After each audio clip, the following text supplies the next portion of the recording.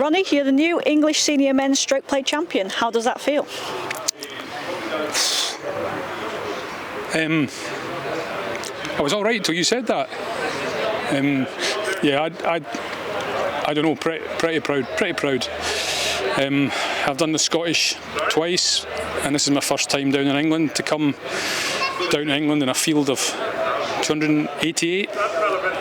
You don't really think about coming to win. You feel about coming to make the cut first, have a place, and then you're out and find yourself out in the last game, and just keep playing your own game and keep plodding away. And others were making mistakes. It wasn't a pretty final round at 74, I think. I've actually forgotten what I scored in the last round.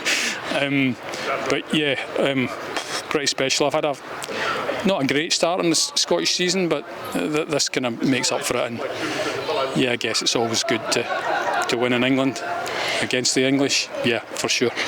To win it in a playoff against a good friend in Trevor Foster as well, that must be extra special for you. Yeah, it's actually we've been in opposite teams for the last few years, and I've only ever played him once down at Woodhall Span when we came off the course and from the Thunder and the Light, and we came back on. We got a half game there, and he was punching there on the last green there as well. But I managed to my partner knocked a putt in there to get us a half. But yeah.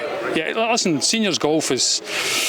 The camaraderie is just first class. Yeah, it's a battle out there. Yes, everybody wants to win, but after it, everybody's good friends. It's great. It's a new lease of life in your golfing career. It's fantastic. Yeah.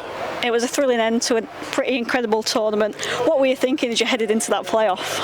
I was thinking I shouldn't be in a playoff, which Trevor was probably thinking the same thing, to be honest. And then, God, I can't even remember what happened at the first extra hole. We were both in the green. Yeah, long putts. So I had a chance to win. I was the second to putt. And then, see, I can't even remember what happened down the last. I mean, the second playoff hole, I had a wedge into the green from the fairway. It's just probably one of the worst wedges I've hit this year. Just hit it in the middle of the green and 2 putt for 4. No, let's take 5. Fantastic. And then Trevor got a bit of a poor lie off his tee shot up the last, which was unfortunate, and knocked in the bunker way short. And I'm not really sure how the 4-footer went in, to be honest. But let's just stick with the process. Just make sure you go through the process that you had, and don't look at the hole. Wait to hear the ball dropping. And wow, yeah, quite emotional.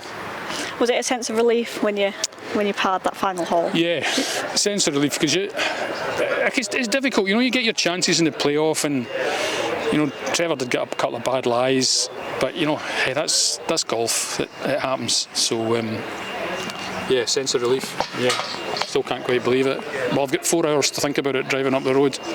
Fantastic. It was a pretty intense final day. How were the nerves out there for you? Yeah, I think nerves-wise, I held up okay. I just tried to stay calm, stay in the moment, breathe out at the important times, and just try not to get too flustered. I just thought the way the scoring was going, nobody was really getting away, so it was a difficult day. And I think if you went out with that attitude that everybody's going to drop shots, then don't get too upset when you do drop one. The putt on 15 in regulation was huge, because apparently my 2-iron bounced in the fairway and hit the 150 marker to stop it going out of bounds.